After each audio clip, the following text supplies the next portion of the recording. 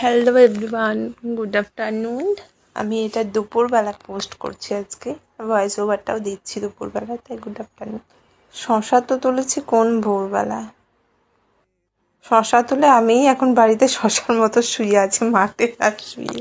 আমরা তো তাও যেমন তেমন, আর যারা অনেক অনেক চাষ করে তাদের যখন লস খায় তখন কি করে তারা, আমি এটাই ভাবি। মানুষজন আমার ভিডিও দেখে আর ভিডিওতে কমেন্ট না করে বাড়িতে এসে বা পাড়াতে দেখতে পেলে কমেন্ট করে, কি অদ্ভুত।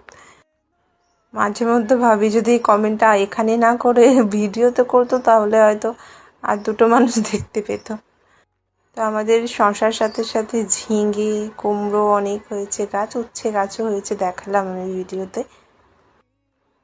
ঝিঙে পোস্ত খেতে কার কার ভালো লাগে? আমার তো ঝিঙে, চিংড়ি মাছ, আলু, সর্ষে দিয়ে একটা রান্না হয় না, সেরা লাগে খেতে। আজকে তো ভাবলাম আমি ওটাই করব। চলো আমি রান্না বান্না করি। টাটা।